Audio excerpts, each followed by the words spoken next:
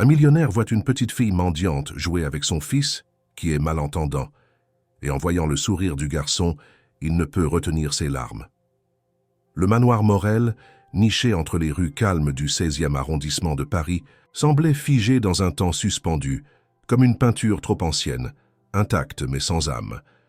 Les passants, souvent curieux devant son portail en fer forgé, orné de détails floraux, n'y voyaient jamais qu'une silhouette, celle d'un homme grand, austère, les tempes légèrement grisonnantes, marchant lentement dans le jardin parfaitement taillé, la tête baissée, les pensées ailleurs. Étienne Morel, autrefois visage incontournable de la finance européenne, vivait depuis 8 ans en retrait du monde, enfermé dans cet écrin doré qui n'avait de chaleureux que les boiseries anciennes. Mais le vrai cœur de ce manoir, ou plutôt le cœur brisé autour duquel tournait chaque décision, chaque silence, c'était Louis. 8 ans, des boucles blondes indisciplinées, des yeux d'un bleu si pâle qu'il semblait presque transparent. Né avec une surdité profonde, Louis n'avait jamais entendu une voix, une mélodie, le bruit du vent ou le rire des autres enfants. Il vivait dans un monde à part, un monde sans son, peuplé de gestes incompris et de regards éteints. Depuis la mort de sa mère à sa naissance, Étienne n'avait jamais su combler ce vide.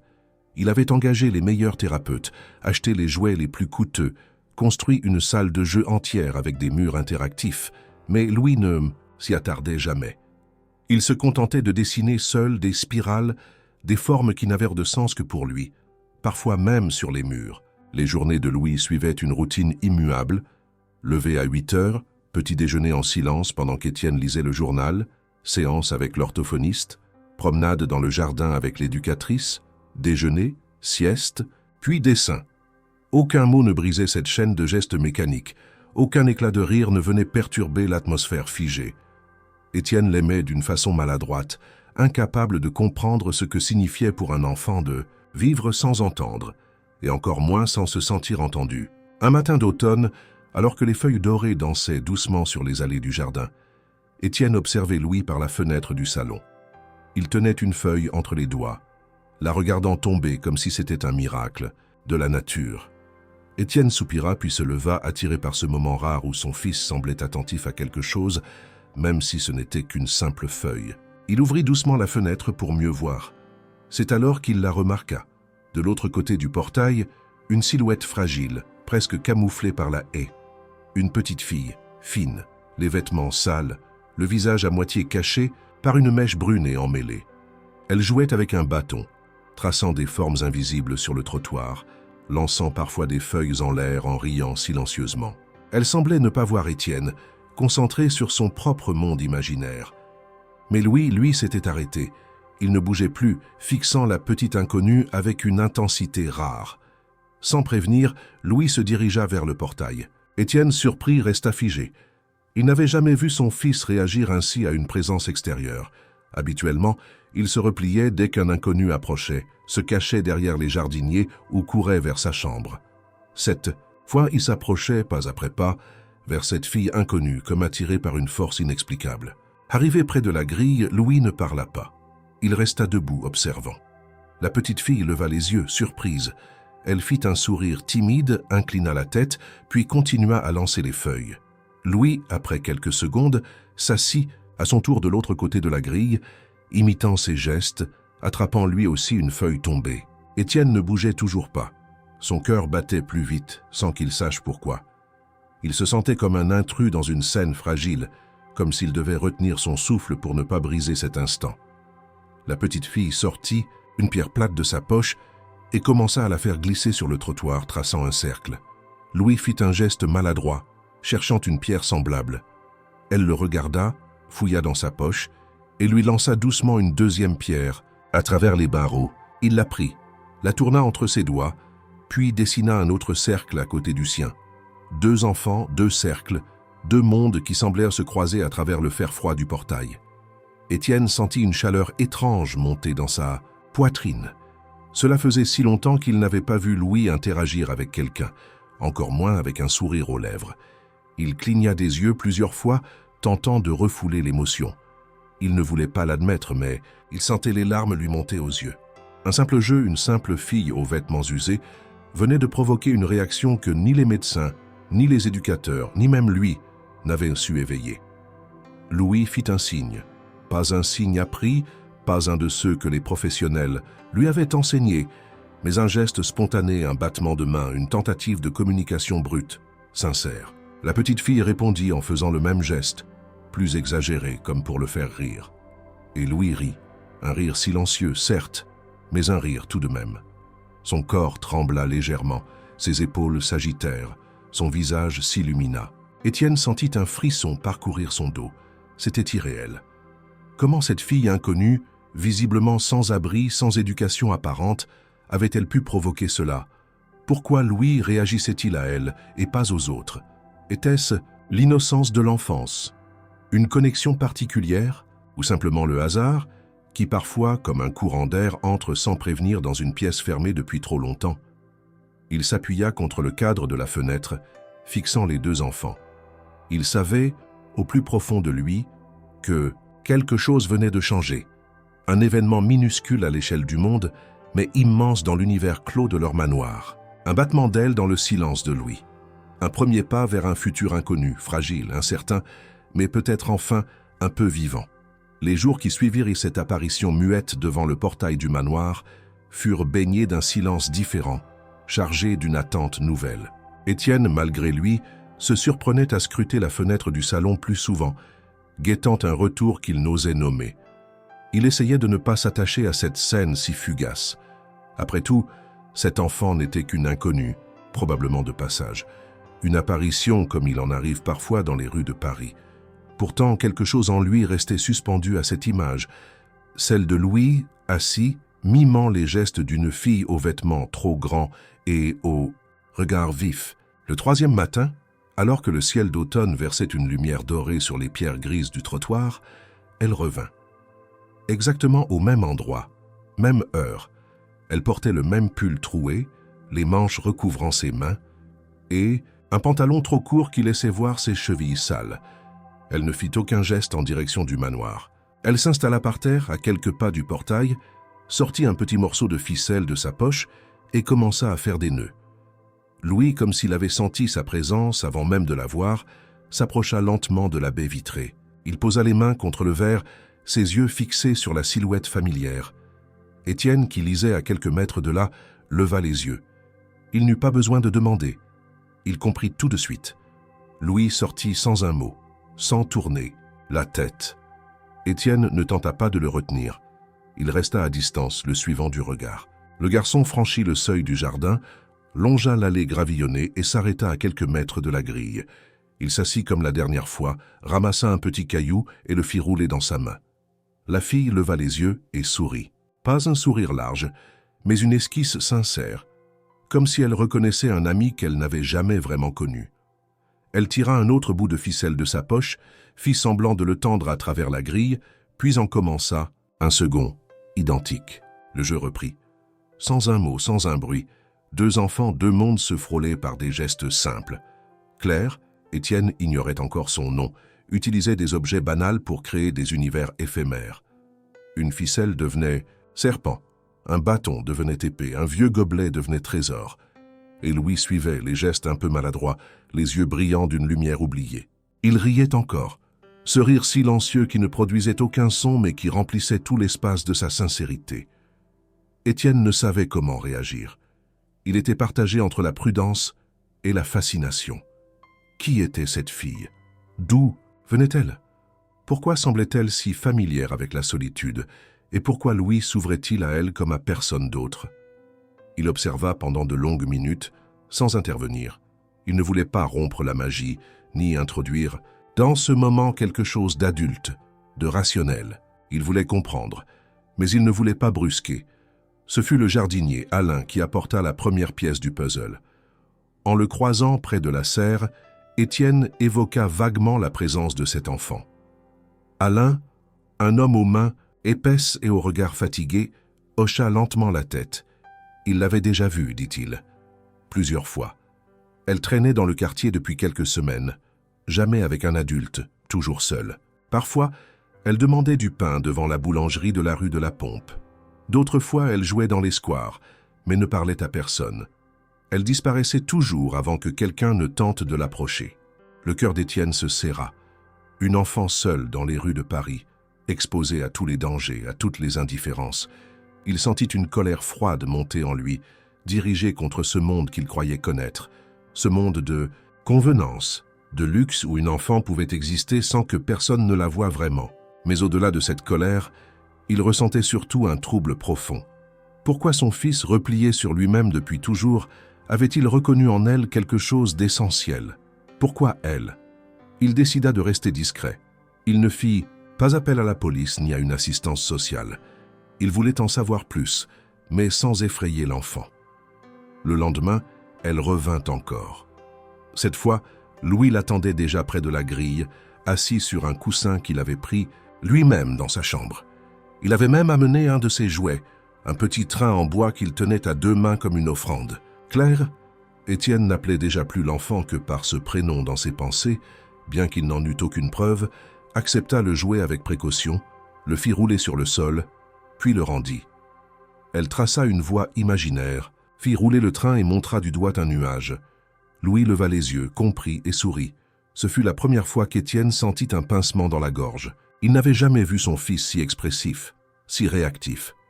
Ce simple échange contenait plus de communication que des années entières de thérapie. Une alchimie inexplicable, un code secret partagé entre 2 êtres qu'aucun adulte n'avait réussi à atteindre. Mais Claire ne restait jamais longtemps. Dès que le soleil commençait à décliner, elle se levait, jetait un regard rapide autour d'elle et s'éloignait à grands pas, disparaissant entre les haies comme une ombre. Étienne tenta de la suivre une fois, discrètement, mais elle était vive, habituée aux rues, et il la perdit rapidement de vue. Elle connaissait les ruelles, les raccourcis, les cachettes invisibles pour les adultes. Cela confirmait ce qu'il craignait. Cet enfant n'avait pas de foyer. Elle vivait dehors, livrée à elle-même. Pourtant, chaque matin, elle revenait. Et chaque matin, Louis l'attendait, parfois avec un dessin, parfois avec un petit objet trouvé dans le jardin. Un jour, il lui offrit une de ses peluches, un renard orange qu'il n'avait jamais prêté à personne. Claire l'accepta, le serra contre elle avec gravité, puis le rendit en secouant doucement la tête. Étienne comprit alors qu'elle avait son propre code d'honneur, sa propre pudeur. Elle ne voulait pas prendre. Elle voulait être là, juste là. À mesure que les jours passaient, une routine étrange s'installa. Le monde, à l'intérieur du manoir, commença à changer imperceptiblement. Les couloirs semblaient moins froids, les silences moins pesants. Étienne retrouvait, Louis avec des étincelles dans les yeux, des gestes plus vifs, des réactions nouvelles. Il se surprenait à attendre ces moments avec impatience, à espérer l'arrivée de cet enfant inconnu, à se demander ce qu'elle apporterait encore à cet enfant qu'il croyait irrémédiablement enfermé dans son silence. Mais plus le lien se tissait entre les 2 enfants, plus Étienne sentait naître en lui une inquiétude sourde. Il ne savait rien d'elle, ni son nom, ni son âge exact, ni ce qu'elle fuyait. Et surtout, il ne savait pas combien de temps ce miracle durerait, combien de temps avant qu'elle ne disparaisse, comme elle était apparue, laissant derrière elle un vide encore plus grand qu'avant. Un mercredi matin, alors que le vent balayait les feuilles sèches sur les allées du jardin, Louis se leva sans attendre qu'on vienne l'habiller. Étienne, habitué au rituel mécanique de son fils, le trouva debout devant sa commode, tenant dans ses mains un sweatshirt gris à capuche qu'il n'avait jamais voulu porter auparavant. Ce détail, en apparence banal, frappa Étienne, comme un éclair discret. Louis prenait une initiative. Ce n'était pas un ordre, pas une demande mimée, mais une action libre, une décision. Il n'y avait pas de mots, comme toujours, mais il y avait du sens. Il suivit son fils en silence, le regardant marcher d'un pas rapide vers la baie vitrée, ajustant lui-même la fermeture de son sweatshirt. Une fois dehors, Louis prit la direction du portail sans détour. Étienne, curieux mais prudent, le suivit à distance, tenant un carnet sous le bras, prétexte à ne pas paraître trop absorbé. Il se tenait prêt à intervenir, à s'interposer si la situation devenait incertaine, mais ce qu'il vit en s'approchant du portail figea toute velléité d'action. Claire était déjà là, assise par terre, entourée de papiers froissés qu'elle avait ramassés ici et là. Elle les avait étalés en demi-cercle et y avait dessiné des visages avec un simple crayon de bois. Chacun avait une expression différente, joie, surprise, peur. colère. Elle ne leva pas immédiatement les yeux. Elle semblait concentrée, presque en transe, dans cet acte de création si rudimentaire et pourtant si expressif. Louis s'agenouilla de l'autre côté de la grille. Il observa les visages dessinés avec attention. Puis, lentement, il pointa du doigt celui qui souriait largement. Claire hocha la tête, prit le papier, le montra à son tour et dessina un cœur avec ses doigts. Louis sourit. Un vrai sourire, spontané, plein, qui fit bondir le cœur d'Étienne. Ce fut la première fois qu'il le vit exprimer une émotion aussi claire à travers une simple interaction. Puis vint quelque chose d'encore plus inattendu. Claire se leva, recula de 2 pas et avec des gestes larges se mit à mimer une histoire. Elle leva les bras comme si elle attrapait un soleil imaginaire, puis le fit descendre lentement, mimant sa chaleur sur sa peau. Ensuite, elle fit semblant de courir, de trébucher, de rire. Louis suivait chaque mouvement avec intensité, les yeux grands ouverts, le souffle court. Il comprenait. Il riait sans bruit, mais avec le corps entier. Il tenta de l'imiter, maladroitement, d'abord, puis avec plus de fluidité. Il mimait aussi, répondait par des gestes, inventait des séquences. Étienne sentit quelque chose se fissurer en lui. Pendant toutes ces années, il avait cherché des réponses dans la science, dans les méthodes, dans les spécialistes. Il avait empilé les bilans, rempli les questionnaires, aligné les rendez-vous. Mais jamais il n'avait vu son fils dialoguer de cette façon. Ce n'était pas un langage académique, c'était brut, intuitif, viscéral, une forme de théâtre muet, une danse de regards et de gestes. À la fin de leur improvisation silencieuse, Claire s'approcha de la grille, posa les mains sur les barreaux, puis montra du doigt le torse de Louis, tapota légèrement son propre cœur, puis pointa le ciel. Louis l'imita, les gestes peu décalés mais reconnaissables. Étienne, toujours à l'écart, comprit que ces 2 enfants parlaient une langue que les adultes avaient oubliée. Ce soir-là, Étienne retrouva Louis dans sa chambre, assis sur le tapis, entouré de feuilles. Il avait reproduit les visages dessinés par Claire, avec ses propres couleurs, ses propres traits, qu'il en avait même inventés de nouveaux. Il les disposait en cercle comme elle l'avait fait. Étienne s'assit près de lui sans dire un mot. Il prit une feuille vierge, un crayon, et dessina à son tour un visage, maladroit, un peu bancal, avec un sourire immense. Louis le regarda, plissa les yeux puis hocha doucement la tête. Le lendemain, Étienne décida de s'asseoir près de la baie vitrée, pendant que Louis rejoignait Claire. Il n'intervint pas, ne parla pas, mais observa. Chaque jour, la complicité entre les 2 enfants s'intensifiait. Claire avait une créativité naturelle, une capacité étonnante à utiliser les éléments les plus simples, feuilles, cailloux, bâtons, pour inventer des jeux, des histoires. Louis, de son côté, absorbait tout comme une éponge. Il reproduisait, inventait, répondait. Il devenait un autre enfant. Non pas guéri, car il n'était pas malade, mais éveillé, révélé. Ce fut au bout de quelques jours qu'Étienne remarqua un détail qui le bouleversa davantage encore. Claire utilisait parfois des gestes qui ressemblaient à la langue des signes. Pas exactement comme on l'enseigne dans les manuels, mais des versions simplifiées, intuitives, comme si elle en avait perçu l'existence quelque part. Louis les reconnaissait, les reprenait, les corrigeait même par moments. Étienne, stupéfait, se demanda où cet enfant, visiblement livrée à elle-même, avait pu apprendre ces signes. Était-ce dans un centre d'accueil? Avait-elle connu quelqu'un d'atteint d'un handicap similaire? Était-ce le fruit d'une mémoire enfouie, d'un instinct? Il décida de poser la question à Alain, en espérant une piste. Le jardinier, fidèle à sa retenue, haussa les épaules. Il savait seulement que cette fille rôdait autour depuis un moment.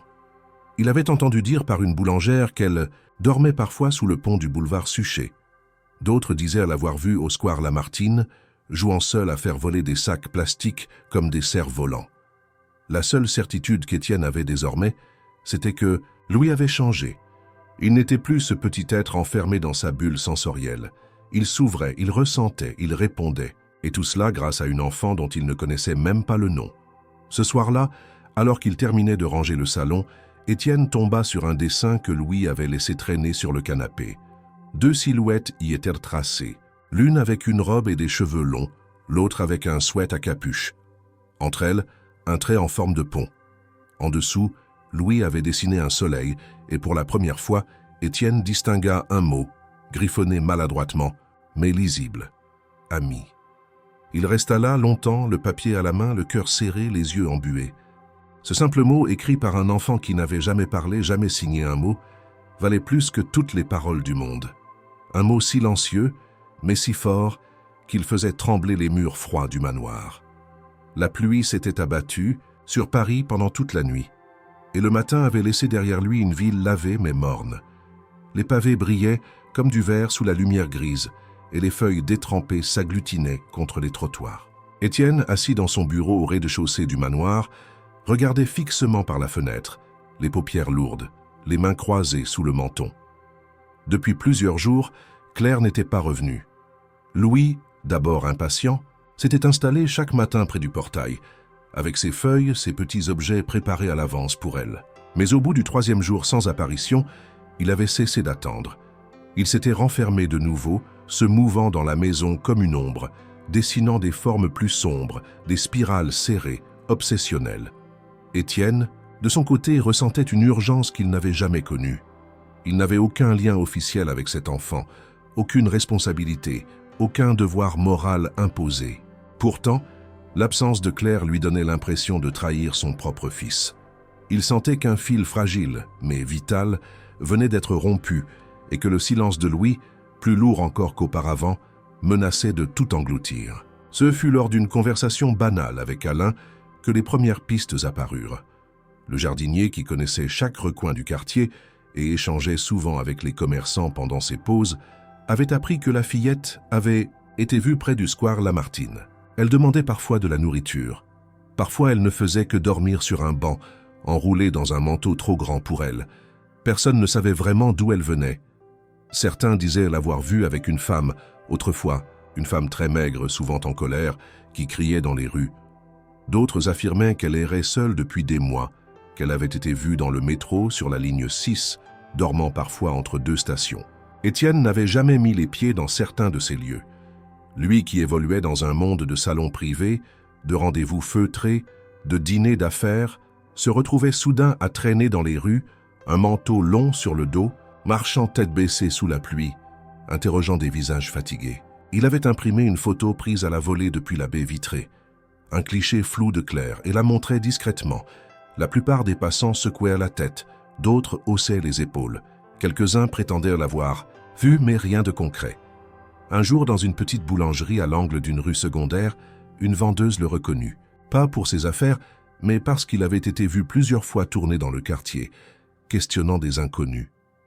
Elle se pencha vers lui et, d'un ton presque conspirateur, lui dit qu'elle avait vu la fillette.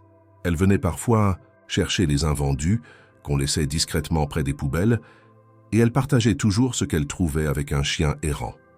Le chien était grand, maigre, à poils courts, toujours silencieux, comme elle. Il semblait veiller sur elle autant qu'elle sur lui.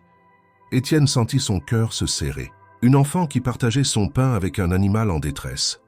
Il y avait là une noblesse que peu d'adultes auraient pu comprendre. Il demanda s'il pouvait l'attendre là, dans l'arrière-boutique. La vendeuse, d'abord hésitante, accepta. Il revint le lendemain et le surlendemain. Puis enfin, au bout du 4e jour, elle apparut. La pluie avait cessé, mais l'air était glacial. Claire marchait pieds nus dans des baskets sans lacets, tenant un morceau de pain dans chaque main. Elle les déposa près d'un mur, où le chien, effectivement, surgit de l'ombre pour manger à petites bouchées. Étienne sortit lentement de la boutique. Il s'approcha avec précaution, sans faire de bruit brusque. Elle le vit.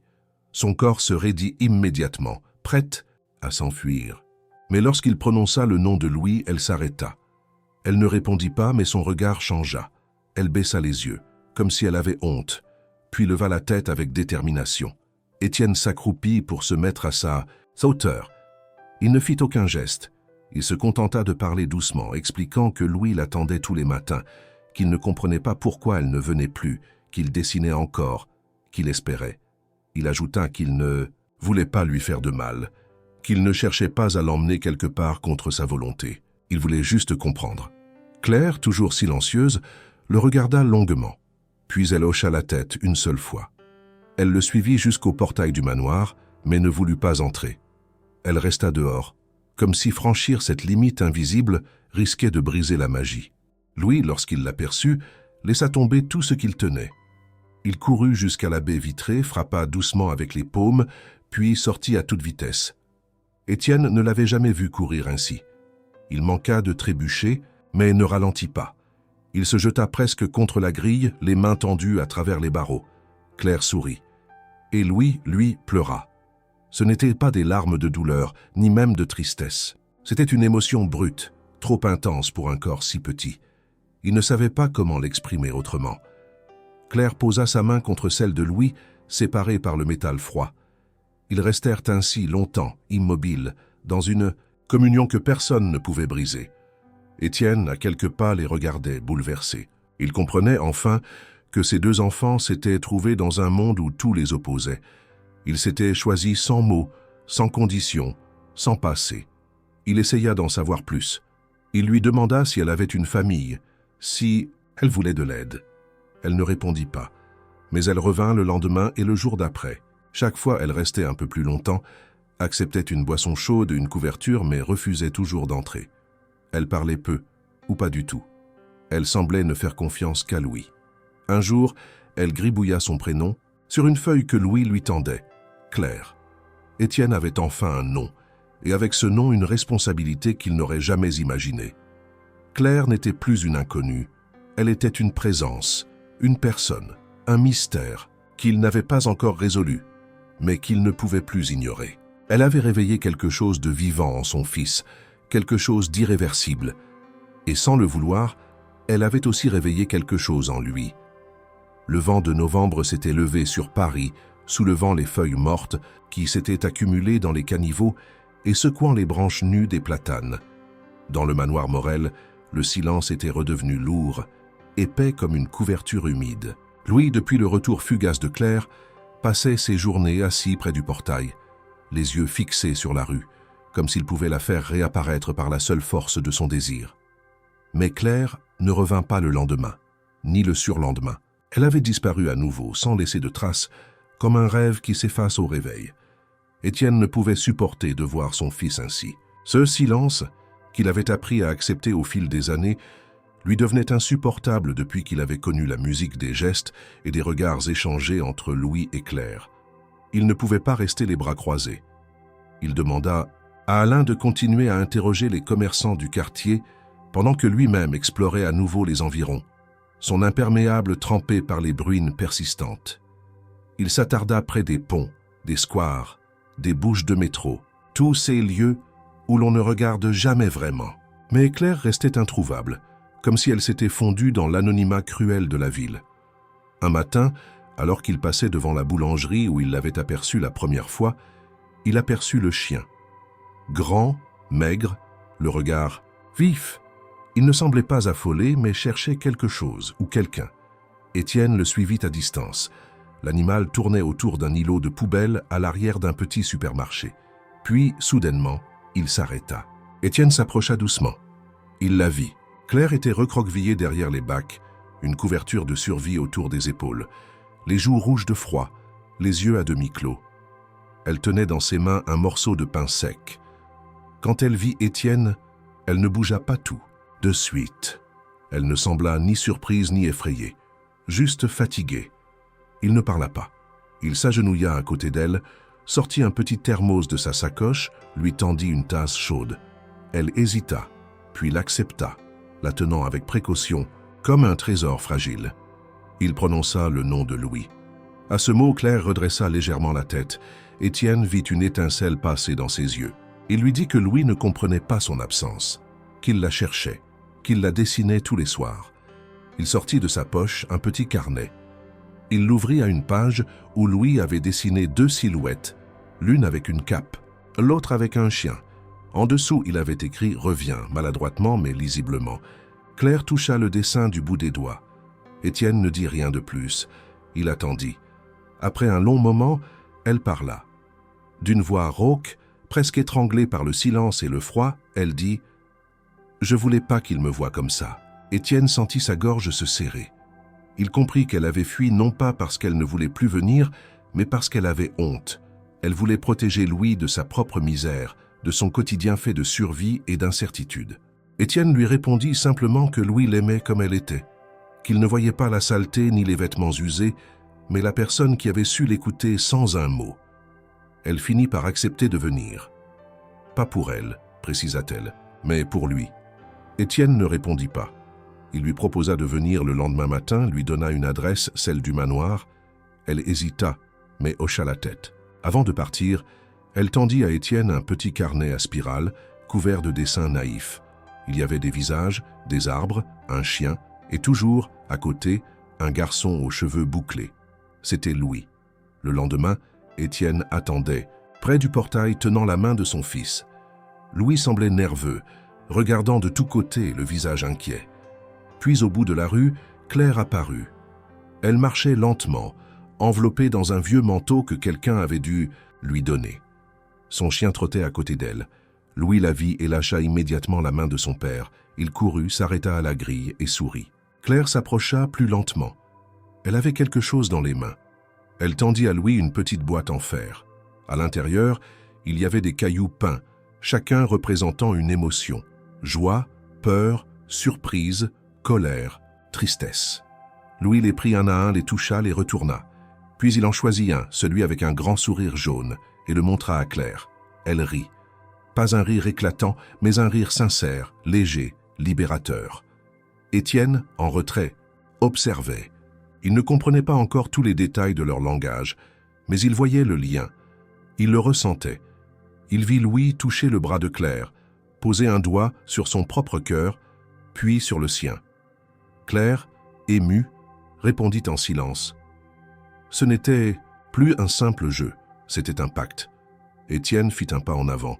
Il regarda Claire, puis le portail, puis Louis. Il ouvrit la porte. Claire s'arrêta.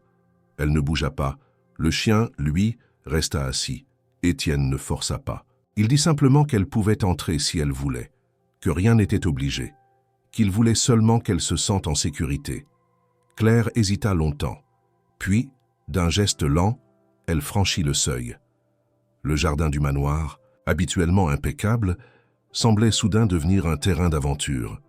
Claire et Louis commencèrent à courir, à jouer avec des feuilles, à sauter dans les flaques. Étienne se sentit soudain spectateur d'un monde qu'il n'avait jamais habité, un monde fait de spontanéité, de rires silencieux, de gestes plus vrais que n'importe quelle parole.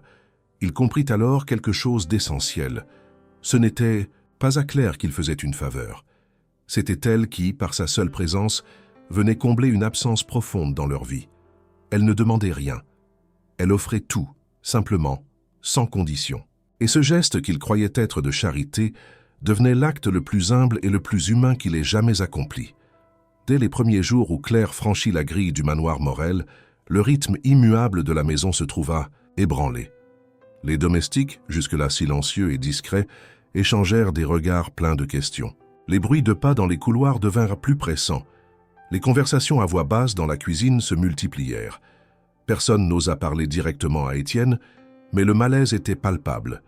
Claire, bien qu'inoffensive, suscitait un trouble profond. Elle ne correspondait à aucun des codes sociaux que les habitués de la maison connaissaient.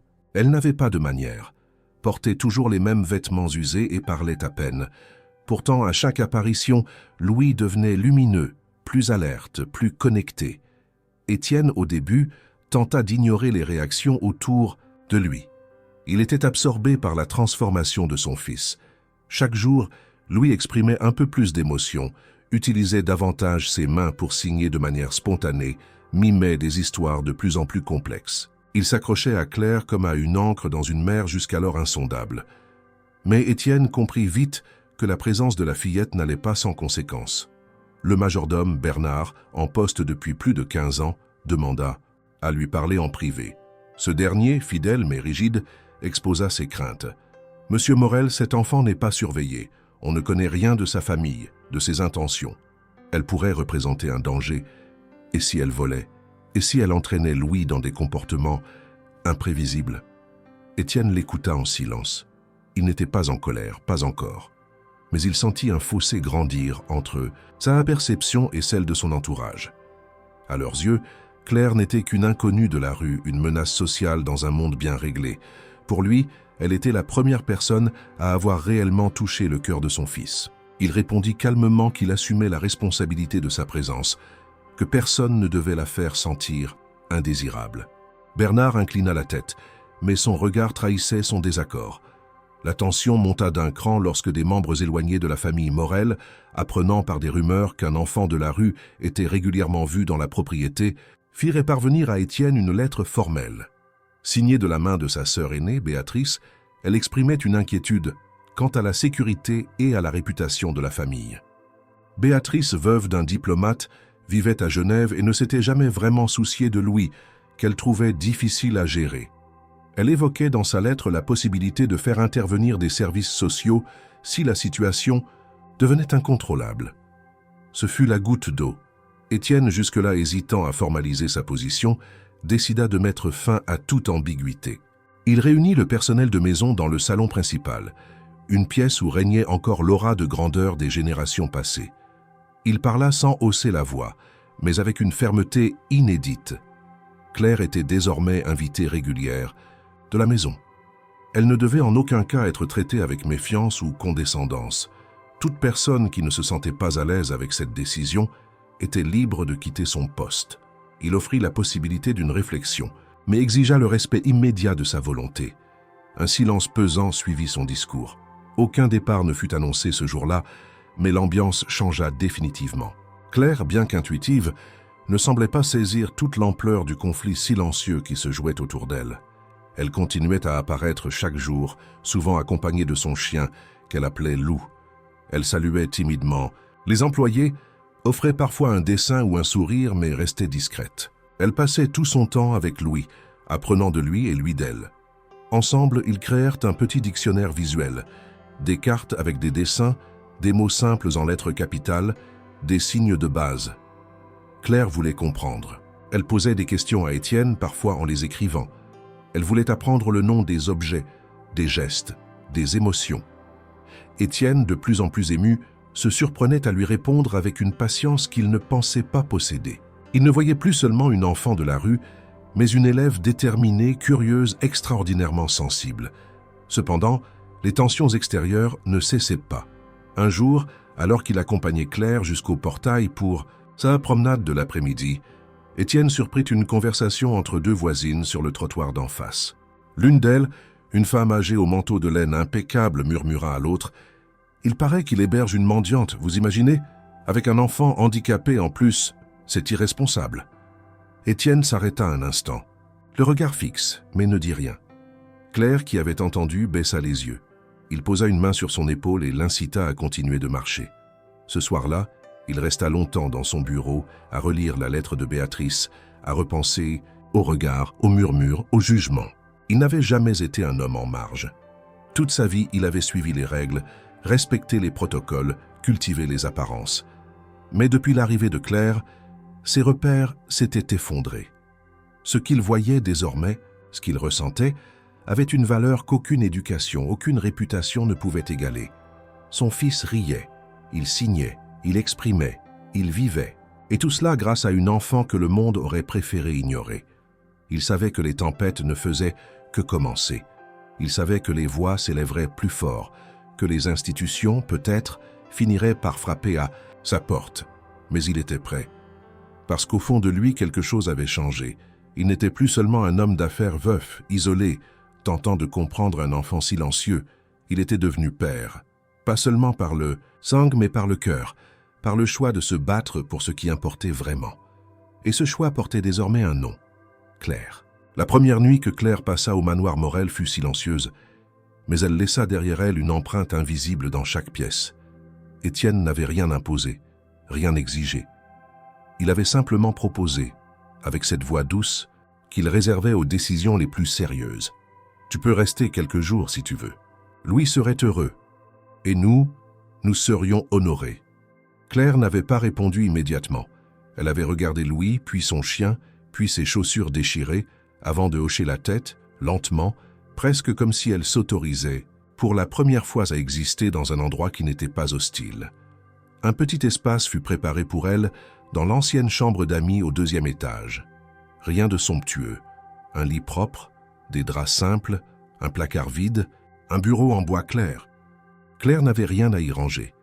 mais elle y déposa quand même, avec un soin presque cérémonial, son carnet de dessin, le caillou jaune de Louis et une photo usée de sa mère, trouvée dans la poche intérieure de son manteau. Elle n'en parla pas. Elle la regarda un moment avant de la glisser sous l'oreiller. Étienne, en silence, observa cette scène à la porte. Il sentit que ce geste contenait tout un monde de blessures muettes, de mémoires invisibles. Il n'insista pas. Dès le lendemain, Claire se mêla à la routine de la maison, non comme une invitée passive, mais comme une présence active et attentive. Elle se levait tôt, aidait à mettre la table, regardait comment le cuisinier coupait les fruits, apprenait les gestes du quotidien avec une soif discrète. Elle posait peu de questions, mais observait tout. Louis, quant à lui, semblait plus léger, comme si la présence de Claire avait dissipé l'ombre permanente dans laquelle il vivait. Ensemble, ils passaient des heures à dessiner, à construire, des formes en papier, à inventer des histoires avec les objets les plus simples. Claire avait même commencé à apprendre les bases de la langue des signes, avec une rapidité qui surprit tout le monde. Étienne avait pris soin de faire venir un éducateur spécialisé, Paul, pour encadrer ce processus sans le perturber. Paul, jeune et enthousiaste, comprit rapidement que le lien entre Claire et Louis était exceptionnel. Plutôt que d'imposer une méthode, il décida d'observer, d'accompagner, de proposer. Claire montra une aptitude rare. Elle mémorisait les signes, les reproduisait avec précision, les associait à des images, à des sons qu'elle imaginait. Elle disait peu, mais signait de plus en plus, créant un langage commun avec Louis, un espace intime que personne d'autre ne pouvait vraiment pénétrer. Un après-midi, alors que la lumière du soleil filtrait à travers les rideaux du salon, Claire proposa à Louis une pièce de théâtre muette. Elle dessina des masques, inventa des personnages, des gestes, des rôles. Louis suivit, fasciné. Étienne les regardait depuis le fauteuil en cuir émerveillé. Il n'avait jamais vu son fils aussi concentré, aussi expressif. Il comprit que l'imagination de Claire ne servait pas seulement à distraire. Elle ouvrait des portes. Elle révélait ce qui dormait, ce qui avait été bâillonné par les années de silence. Mais au-delà de l'émerveillement, Étienne ressentait aussi une inquiétude grandissante. Il savait que cette situation, aussi belle soit-elle, restait précaire. Claire n'était toujours pas identifiée officiellement. Elle n'avait pas de papier, pas d'école, pas de médecin attitré. Elle vivait là comme une invitée tolérée mais sans statut légal. Il commença donc à faire des démarches discrètes. Il contacta un avocat de confiance, évoqua le cas de manière prudente, cherchant des options pour une régularisation temporaire, voire une tutelle. Mais il savait que la route serait longue, semée d'obstacles administratifs et de préjugés tenaces. Ce soir-là, après le dîner, Étienne s'assit avec Claire dans la véranda. Louis dormait déjà. La lumière douce baignait la pièce. Il lui tendit une tasse de chocolat chaud qu'elle accepta avec ce petit sourire pudique qui lui était propre. Il lui parla de ses intentions. Pas de manière formelle, mais sincère. Il lui dit qu'il voulait qu'elle reste autant qu'elle, le souhaitait, mais qu'il voulait aussi qu'elle soit protégée, qu'elle ait des droits, une identité. Claire l'écouta sans l'interrompre. À la fin, elle dit seulement « Je veux pas qu'on me prenne Louis ». Ce fut tout. Étienne sentit une boule dans la gorge. Il lui assura que ce n'était pas le but, que l'inverse serait impensable. Elle acquiesça sans autre commentaire. Les jours passèrent, et la vie au manoir prit une allure presque normale. Claire, peu à peu, devint une évidence. Même les employés les plus réticents finirent par s'adoucir. Elle ne forçait jamais, rien ne s'imposait pas, mais elle rayonnait d'une forme d'intégrité rare. Un matin, Bernard, le majordome autrefois si critique, la salua avec une légère inclinaison de tête, chose qu'il n'avait encore jamais faite. Claire répondit avec un geste simple, sans surjouer. Étienne observa la scène de loin, conscient que quelque chose était en train de changer. Puis un jour, en fouillant dans les affaires que Claire avait laissées dans un coin de sa chambre, Étienne découvrit un paquet de lettres anciennes, pliées avec soin, maintenues par un ruban décoloré. Il ne les ouvrit pas immédiatement. Il attendit qu'elle soit là, qu'elle accepte d'en parler. Ce fut elle qui vint à lui plus tard, dans le jardin. Elle s'assit sur le banc de pierre à côté de lui et, sans le regarder, dit « C'est les lettres de ma mère. Elle me les écrivait quand elle partait, et après, elle n'est plus jamais revenue. » Étienne ne dit rien. Elle poursuivit. « Je crois qu'elle est peut-être encore là, quelque part, ou morte. Je sais pas, mais je veux pas qu'on les jette. » Il promit qu'elle serait en sécurité. Et dans ces mots, dans cette promesse simple, Il y avait plus qu'un engagement. Il y avait la reconnaissance d'un passé qui comptait, d'une histoire que personne n'avait jamais prise au sérieux. Claire n'était pas seulement une enfant abandonnée, elle était un être plein de mémoire, de douleurs, de rêves têtus. Et elle venait de trouver, pour la première fois peut-être, un lieu où tout cela pouvait exister sans être nié. Ce soir-là, alors que les lampes du jardin s'allumaient une à une, Étienne regarda Claire et Louis dessiner côte à côte sous la lumière dorée de la véranda. Il comprit que cette invitation, d'apparence si simple, avait transformé bien plus que le quotidien de la maison. Elle avait redéfini ce que signifiait être une famille. Le calme presque irréel qui s'était installé dans le manoir depuis l'arrivée de Claire fut brisé un jeudi matin, à l'aube, par la sonnerie insistante de la grille principale. Étienne, qui prenait son café en silence dans la véranda, la tasse entre les mains, sursauta légèrement en entendant le bruit prolongé. Il ne s'attendait à personne. Les visites étaient rares, et jamais aussi tôt. Il se leva, ajusta son gilet et descendit lentement jusqu'au portier électronique. Il appuya sur le bouton et demanda, d'un ton poli mais ferme, l'identité du visiteur. La réponse claire et directe le fit se raidir. Une femme, au ton professionnel, se présenta comme assistante sociale rattachée à la mairie du 16e arrondissement. Elle indiqua qu'une dénonciation anonyme avait été déposée la semaine précédente, faisant état de la présence illégale d'une mineure vivant sans autorisation dans une propriété privée. Étienne sentit son estomac se contracter. Il tenta de garder son calme. Il ouvrit la grille lui-même sans appeler les domestiques et fit entrer la femme. Elle était jeune, les cheveux tirés en arrière, les chaussures humides de la pluie du matin. Elle tenait une mallette en cuir noir et un bloc de papier jauni. Dès qu'elle entra dans le vestibule, elle observa les lieux avec un regard d'habitude, notant chaque détail. Étienne l'invita dans le petit salon, où il avait souvent accueilli des partenaires d'affaires, mais où cette fois, l'atmosphère était tout autre. Elle expliqua, sans agressivité mais avec une froideur administrative, qu'une plainte avait été déposée concernant une enfant sans famille, vue plusieurs fois dans la maison, et que le signalement mentionnait un possible détournement de procédure de placement. Étienne tenta de lui expliquer la situation. Claire n'était ni une fugitive, ni une délinquante, mais une enfant sans toit, sans repère, recueillie temporairement dans un cadre bienveillant, en attendant de trouver une solution pérenne.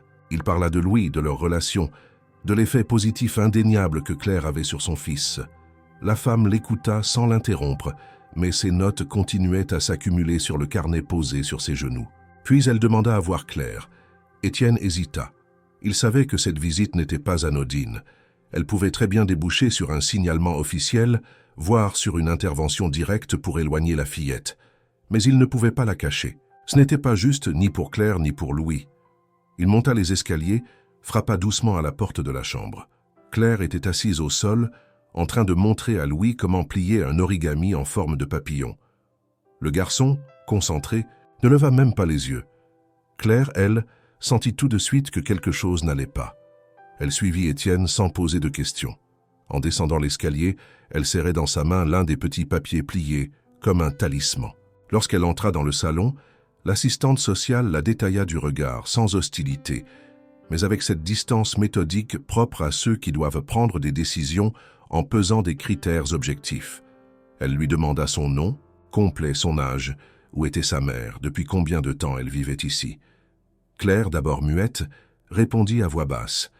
Elle donna son prénom, son âge, 9 ans, et ajouta seulement que sa mère était partie il y a longtemps. Elle évita de regarder Étienne. Elle serrait toujours son origami. L'assistante prit note puis annonça qu'elle allait devoir faire un rapport. Étienne, désormais debout, les poings crispés, demanda ce que cela signifiait concrètement. Elle répondit que selon les procédures, Claire pourrait être placée provisoirement dans un foyer pour enfants en danger, le temps de vérifier les informations, de retrouver une éventuelle famille, ou d'examiner la possibilité d'un placement légal. Étienne sentit la colère monter en lui, mais il la retint. Ce n'était pas le moment d'exploser. Claire, elle, ne dit rien, mais ses yeux se remplirent lentement de larmes qu'elle ne laissa pas couler. Louis entra dans la pièce à ce moment-là, sans bruit, comme à son habitude. Il s'arrêta sur le seuil, observant la scène. Il regarda l'inconnu, puis son père, puis Claire.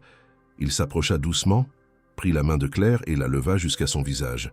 Il fit un signe simple, un de ceux qu'ils avaient inventés, ensemble. Claire répondit avec le même.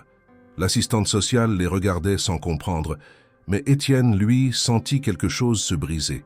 Le silence de Louis, ce monde clos qu'il n'avait jamais su pénétrer, était en train d'être menacé par des lois qui ne voyaient que les dossiers, pas les liens invisibles. La femme annonça qu'elle reviendrait le lendemain avec un supérieur et que d'ici là, Claire ne devait pas quitter le domicile sans accompagnement. Étienne acquiesça, la voix serrée. Elle salua poliment, referma son carnet et repartit, sous la pluie fine qui tombait à nouveau. Le portail se referma dans un bruit métallique sourd.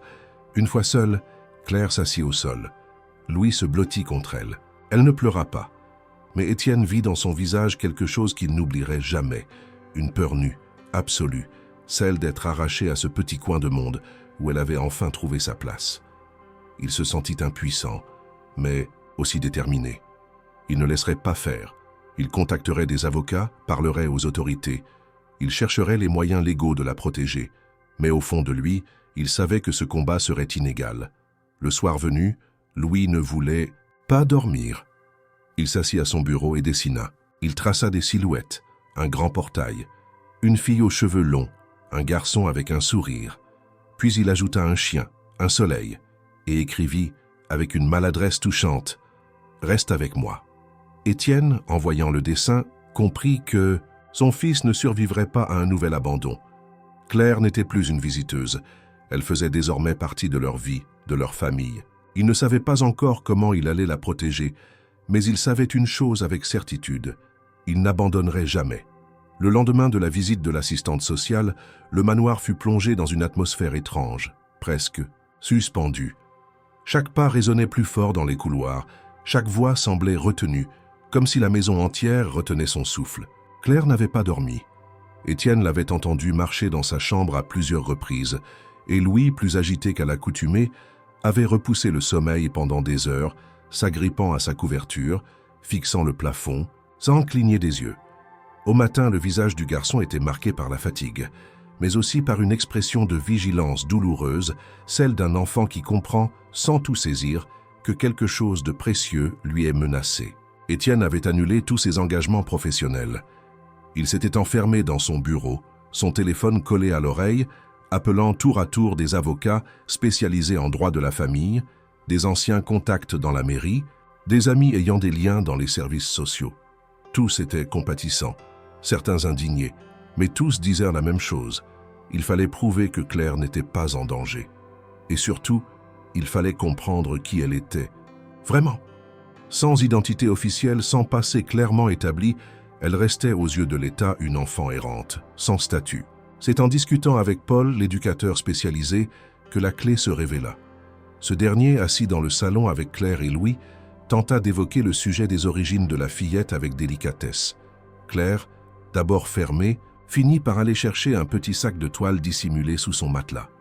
Elle l'ouvrit lentement, comme on dévoile un secret trop longtemps gardé, et en sortit un paquet de lettres. Elles étaient pliées avec soin, certaines bordées de scotch pour éviter qu'elles ne se déchirent davantage.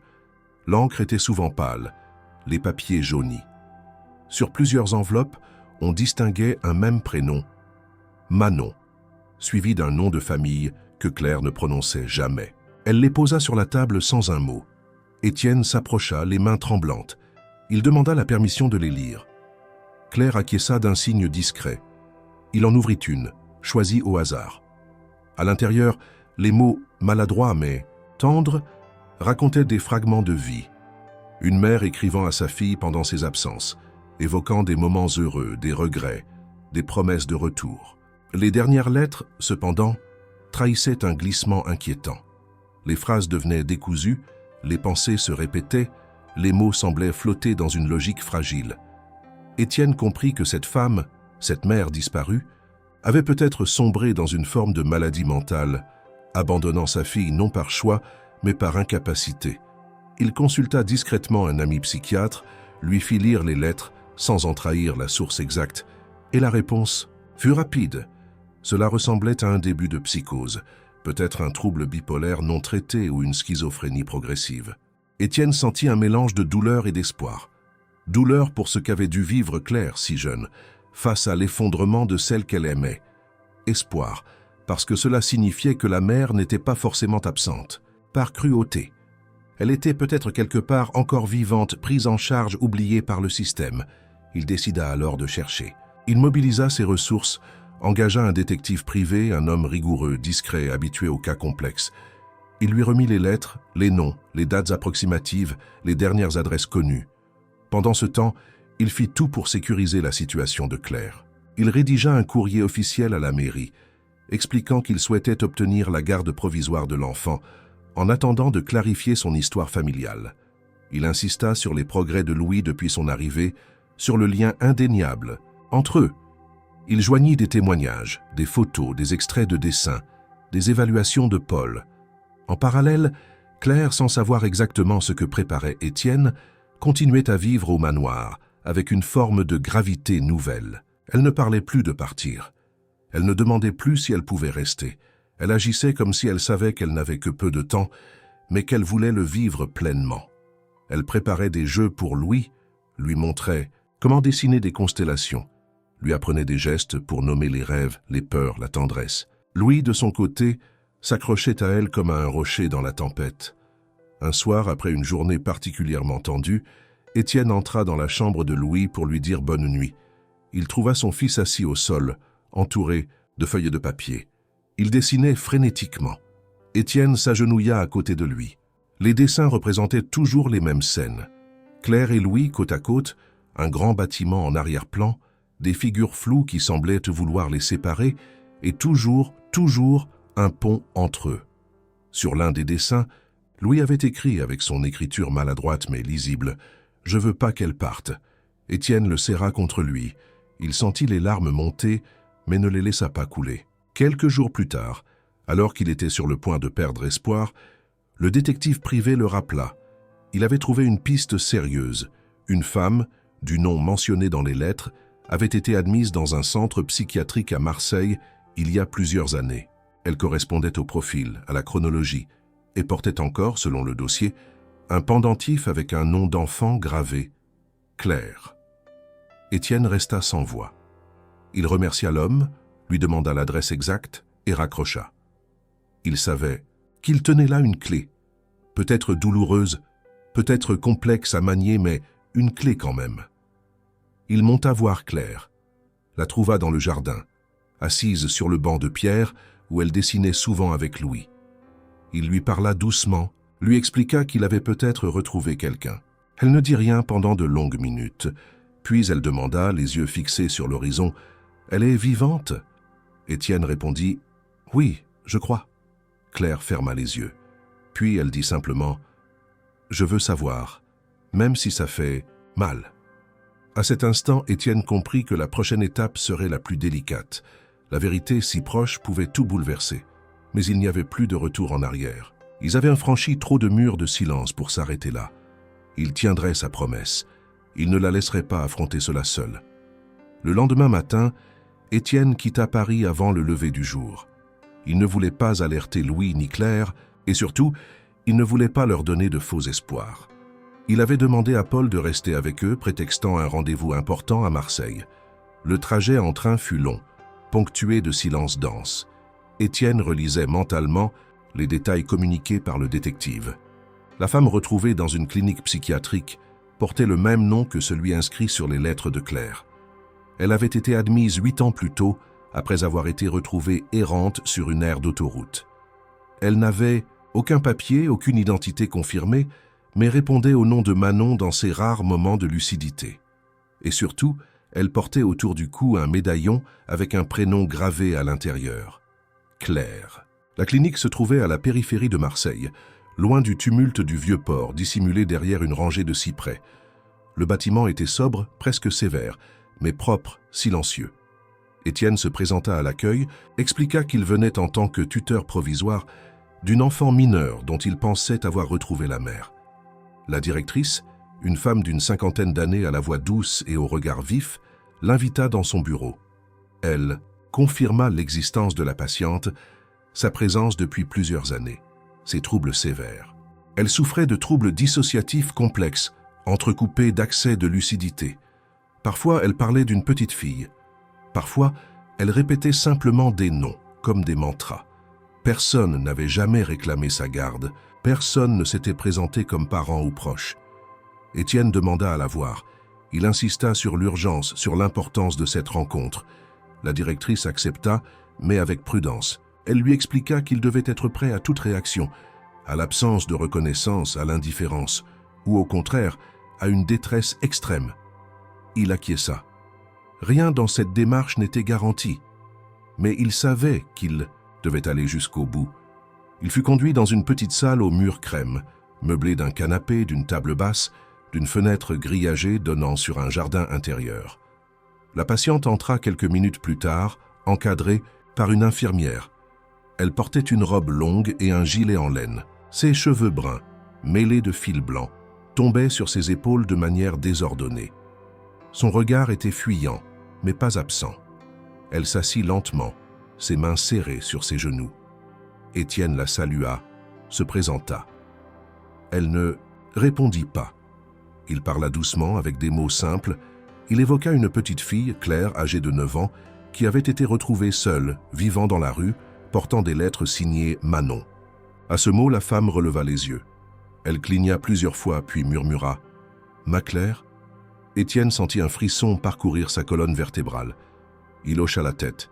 Il lui montra une des lettres. Elle la prit entre ses doigts, la caressa du pouce. Puis elle se mit à pleurer. Pas un sanglot, pas une crise, mais une larme lente, continue, silencieuse. Elle répéta « Je l'ai cherchée partout.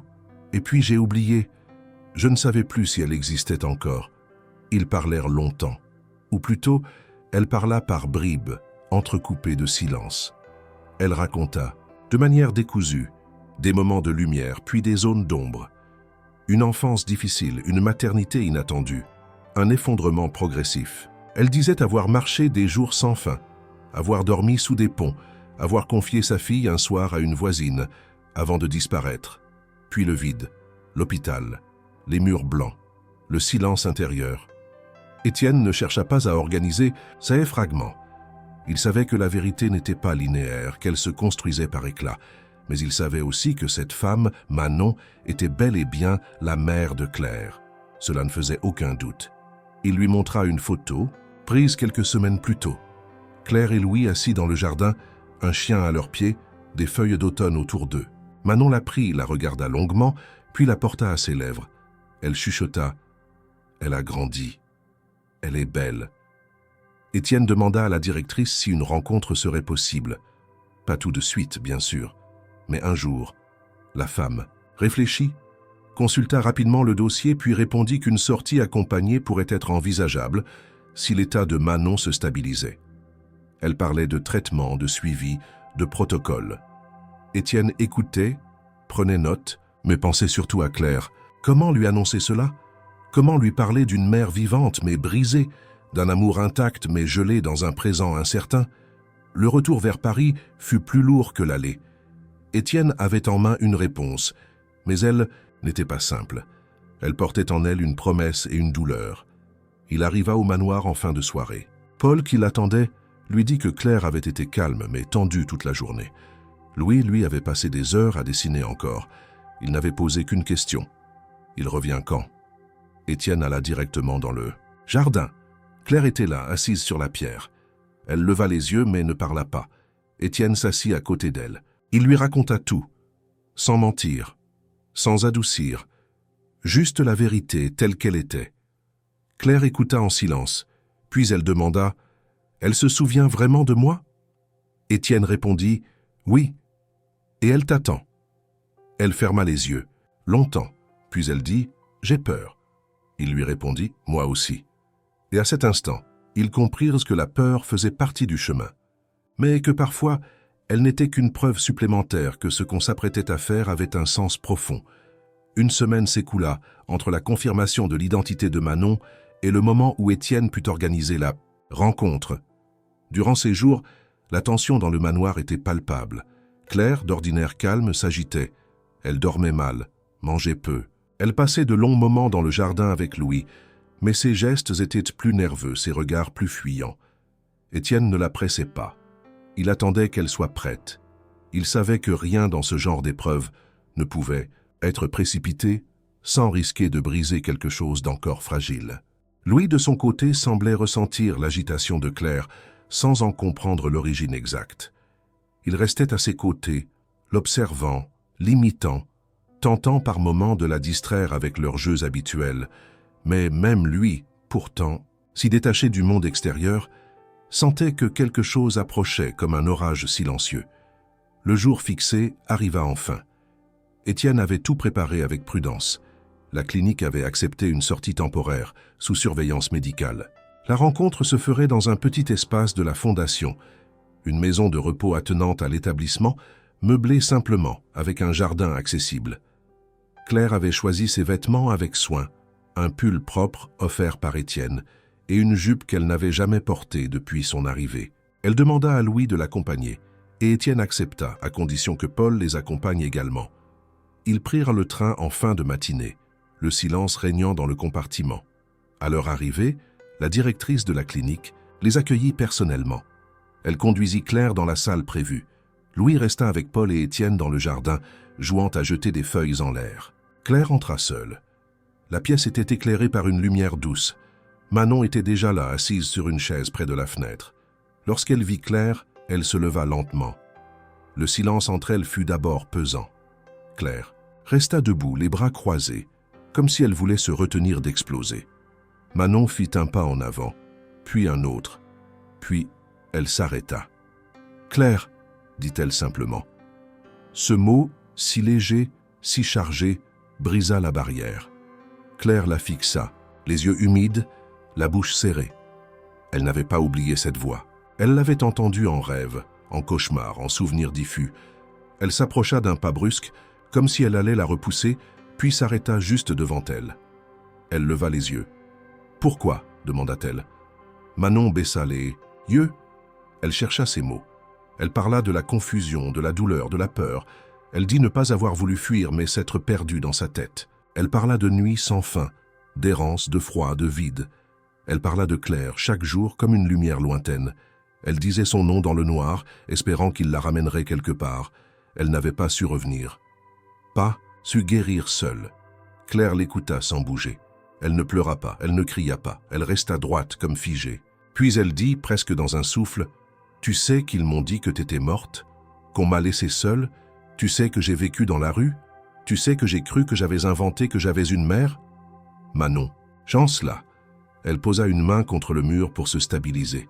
Elle murmura un pardon à peine audible. Claire secoua la tête. « Je voulais que tu sois morte. C'était plus simple. J'avais une excuse. Là, je sais plus. » Manon s'approcha lentement. Elle tendit les bras, mais Claire ne bougea pas. Alors Manon recula. Elle comprit. Ce n'était pas le moment. L'amour, la douleur, la rancune, tout était emmêlé. Claire avait besoin de temps, de réponse, de vérité, pas de geste de réconfort prématuré. C'est alors que Louis entra dans la pièce. Il avait échappé à la vigilance de Paul. Il vit Claire, vit Manon. Il s'approcha sans peur, avec la candeur propre aux enfants qui ne saisissent pas la complexité des drames adultes. Il prit la main de Claire, la leva doucement et la posa sur la paume de Manon. Puis il fit un signe, un petit geste qu'il n'avait jamais utilisé devant Manon, un geste qu'il avait inventé avec Claire. Cela voulait dire « famille ». Claire regarda Louis, puis sa main, puis sa mère. Les larmes montèrent enfin. Pas de détresse, des larmes de mémoire, de relâchement, d'acceptation. Elle ne parla pas, elle ne bougea pas, mais elle laissa sa main dans celle de Manon. La rencontre dura encore quelques minutes. Puis Manon fut raccompagnée doucement par l'infirmière. Avant de partir, elle se tourna une dernière fois vers Claire.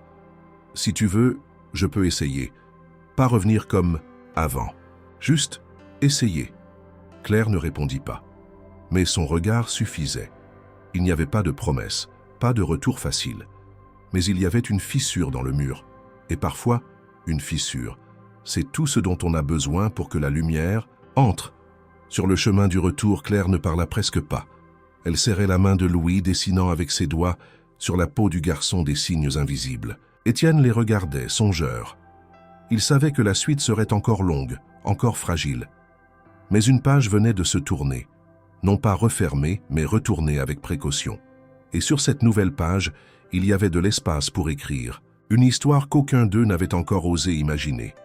Les jours qui suivirent la rencontre à la clinique furent marqués par un silence dense, mais serein, dans le manoir Morel. Quelque chose s'était relâché, sans pourtant disparaître. Claire ne parlait pas souvent de sa mère, mais elle ne l'évitait plus non plus. Elle évoquait parfois un souvenir, une odeur, un mot ancien. Elle montrait à Louis comment sa mère lui tressait les cheveux, ou comment elle l'appelait « ma plume » quand elle écrivait sur ses carnets. Étienne observait cette lente réappropriation du passé avec une forme de respect discret. Il ne posait pas de questions. Il était là simplement prêt à soutenir, à répondre quand on le sollicitait, mais sans jamais envahir ce terrain intime. Un samedi matin, Claire entra dans le bureau d'Étienne, tenant à la main une feuille soigneusement pliée. Elle s'assit en face de lui, le regard sérieux. Elle dit sans détour qu'elle voulait vivre avec sa mère. Pas maintenant, pas demain, mais bientôt. Étienne la regarda, attentif. Il savait que ce moment viendrait. Il l'avait redouté, espéré, redouté encore.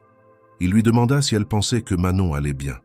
Claire hocha la tête. Elle lui dit qu'elle savait que sa mère allait devoir continuer à se soigner, qu'elle aurait encore des moments difficiles, mais qu'elle voulait l'aider, la connaître pour de vrai. Pas seulement dans les souvenirs, pas seulement dans les lettres. Étienne sentit un pincement au cœur, mais il acquiesça. C'était une décision courageuse, une décision d'adulte. Il lui demanda si elle voulait rester en contact avec Louis. La réponse fut immédiate. Elle dit que Louis était son frère, pas de sang, mais de cœur. Elle ne voulait pas le quitter. Elle voulait le voir, souvent, tous les jours, si possible. Étienne réfléchit. Il avait anticipé cette possibilité. Il avait cherché des écoles qui pourraient accueillir à la fois Louis, avec ses besoins spécifiques, et Claire, avec son parcours atypique. Il avait trouvé un établissement dans le 17e arrondissement, une école inclusive, ouverte, avec des enseignants formés à la communication gestuelle et un programme d'accueil personnalisé. Il proposa cette idée à Claire, qui resta silencieuse quelques instants. Puis elle demanda si Louis voudrait y aller aussi. Étienne lui dit que Louis irait là où elle irait, si elle l'accompagnait. Elle sourit, un sourire discret, mais clair. Elle accepta. Les démarches furent lancées rapidement. L'école accueillit avec enthousiasme ce projet. L'histoire de Louis et Claire, sans être connue publiquement, était déjà un petit miracle éducatif. Les enseignants rencontrèrent les enfants, prirent le temps d'observer leurs interactions. Ils furent étonnés par la complicité, par la fluidité de leur communication non verbale, par leur façon d'expliquer sans parler, de construire des histoires sans mots. Claire impressionna particulièrement les responsables. Elle montrait une intelligence vive, une mémoire visuelle exceptionnelle et une capacité rare à s'adapter aux autres. Pendant ce temps, Manon, à la clinique, poursuivait son traitement. Elle écrivait à Claire presque chaque jour. Des mots simples, des récits de ses journées, des souvenirs qu'elle tentait de reconstruire. Claire gardait toutes les lettres dans une boîte qu'elle avait décorée elle-même. Elle les lisait à voix haute à Louis, traduisant en gestes ce qu'elle comprenait. Louis, de son côté, dessinait souvent Manon, la représentant toujours assise sur un banc, les bras ouverts, entourée de Claire et de lui-même. Étienne, chaque fois qu'il voyait ces dessins, sentait une chaleur douce envahir sa poitrine. Il savait que ce n'était plus seulement son fils qui s'éveillait au monde. C'était tout un cercle, toute une histoire qui se reconstruisait. Un après-midi, alors qu'il se promenait dans un parc proche de la nouvelle école, Claire s'arrêta devant une fresque murale peinte par des enfants. Elle regarda les couleurs vives, les formes naïves, et dit qu'elle voulait peindre quelque chose avec Louis. Étienne proposa de les inscrire à un atelier artistique du quartier. L'artiste, une femme dynamique, accepta de les accueillir. Lors de leur première séance, Louis resta silencieux, un peu intimidé. Mais Claire, toujours attentive, lui montra les pinceaux, les couleurs, le papier. Elle peignit un arbre. Louis peignit un soleil. Puis ils unirent leurs dessins. L'arbre avait désormais des racines et le soleil réchauffait ses branches. L'artiste, ému, décida d'exposer leur travail dans le hall de l'école. La rentrée scolaire arriva vite. Claire et Louis, vêtus de vêtements neufs choisis avec soin, entrèrent ensemble dans leur nouvelle classe. Les autres élèves, intrigués, les observèrent. Mais très vite, la barrière de la différence s'effaça. Claire expliquait les signes. Louis montrait ses dessins. Ils devinrent un duo connu de tous. Les enseignants, fascinés, parlaient d'eux comme d'un exemple de résilience partagée. Étienne, de son côté, continuait à accompagner Manon dans son rétablissement. Il lui rendait visite une fois par semaine, lui apportait des nouvelles, des dessins de Claire, des photos. Manon allait mieux. Lentement mais sûrement. Elle parlait davantage, riait parfois. Elle disait qu'elle ne voulait pas être une charge, qu'elle voulait mériter cette deuxième chance. Étienne lui répondit qu'il ne s'agissait pas de mériter. Il s'agissait d'aimer, de se relever, d'essayer. Elle acquiesçait toujours, les yeux humides. Un jour, Claire demanda à Étienne pourquoi il avait fait tout cela, pourquoi il l'avait accueilli, protégé, aidé. Il prit le temps de réfléchir puis répondit « Parce que tu as réveillé quelque chose en moi, quelque chose que je croyais mort, et parce que Louis a trouvé en toi ce que je n'ai jamais su lui donner seul. » Claire ne répondit pas. Elle s'approcha, posa sa tête contre son torse et murmura « Tu es un peu mon père, toi aussi. » Ce soir-là, Étienne écrivit dans son carnet « Ce que l'on recueille par hasard parfois nous sauve plus que ce que l'on a cherché toute une vie. » Dans cette maison où le silence avait longtemps régné, il y avait désormais des éclats, de rires muets, des gestes pleins de sens, des regards qui parlaient fort. Une famille nouvelle, née de l'imprévu, se dessinait jour après jour, et chacun à sa manière apprenait à marcher dans cette lumière encore fragile mais bien réelle. Le matin de la rentrée définitive de Claire et Louis, dans leur nouvelle école s'annonçait clair, lumineux, avec un ciel presque irréellement bleu pour une journée d'automne. La ville semblait s'être calmée, comme si elle aussi retenait son souffle face à ce moment qui, pour beaucoup, ne serait qu'un détail de plus dans la routine parisienne, mais qui, pour Étienne, Claire et Louis, représentait une traversée complète, une renaissance concrète. Claire s'habilla sans aide, choisissant elle-même sa robe bleu foncé et un gilet que Manon lui avait envoyé depuis la clinique, tricoté de ses mains. Louis, vêtu de son habituel sweat à capuche, souriait timidement, tenant contre lui un dessin qu'il avait passé la nuit à peaufiner. Ils déjeunèrent en silence, mais leur regard complice suffisait. Étienne les observa depuis la cuisine, une main posée sur la table, l'autre sur une tasse de café. Il ne les interrompit, passe. Il savourait cet instant de calme serein, conscient que la simplicité d'un tel moment cachait des montagnes traversées, des abîmes franchis. En sortant du manoir, Claire jeta un dernier regard vers les fenêtres, comme pour s'imprégner, une dernière fois, de ce qui avait été un abri, un tremplin, un refuge. Louis attrapa sa main. Ils marchèrent tous les trois, accompagnés de Paul, jusqu'à l'école, située à quelques rues seulement. Une école différente. Une école où la différence n'était pas une faille à corriger, mais une richesse à explorer.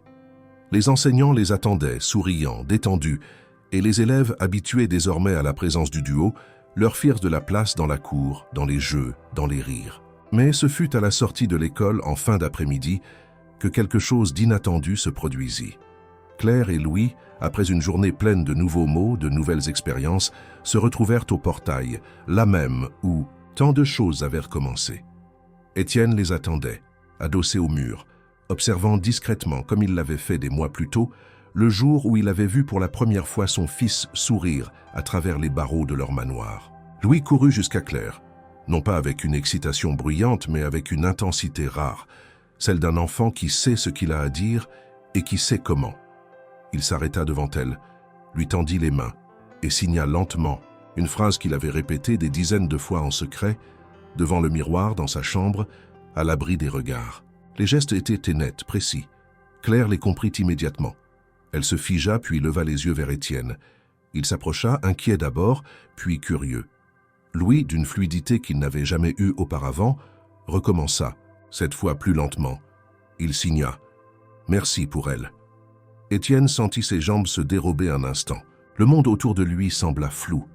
Ce n'étaient pas les gestes d'un enfant répétant une leçon apprise, c'étaient les mots de son fils, des mots choisis, porteurs de sens, nés d'un amour profond, d'une gratitude qu'aucun langage parlé n'aurait pu transmettre avec autant de pureté.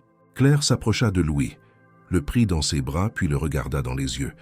Elle signa à son tour avec tendresse « Toujours avec toi ». Étienne, à quelques pas, sentit les larmes monter, cette fois sans défense possible.